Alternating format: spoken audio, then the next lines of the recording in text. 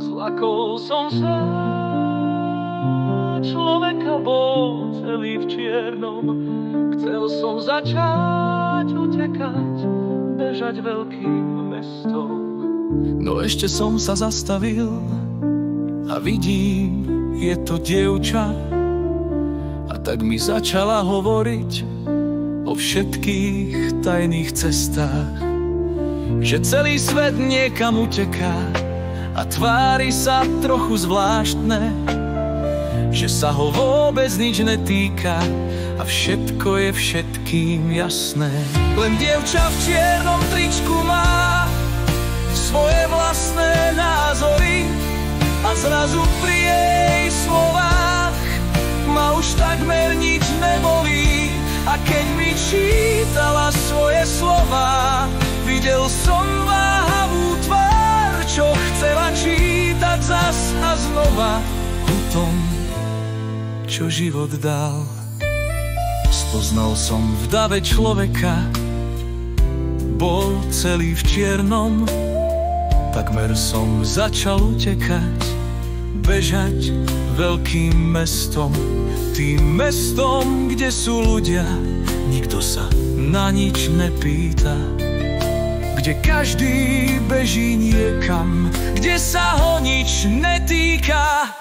Len dievča v čiernom tričku má svoje vlastné názory a dúfa ako ja, že všetko pevné povolí.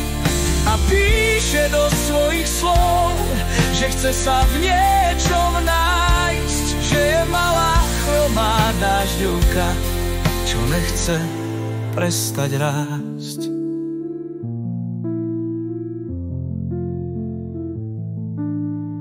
Stretol som bežne človeka, bol celý v čiernom. Prvýkrát som chcel utekať, druhý už zostať pri ňom. Ten človek, malé dievča, mi vždy začalo hovoriť o tom, že sa netreba báť si srdce otvoriť. To dievča v čiernom tričku som viacej nikdy nestretol. Možno preto, že zabúdam, ale tiež možno nie preto. Tak chodím plným mestom a zaskočený prázdnotou hľadám za každým gestom aspoň malú hodnotu.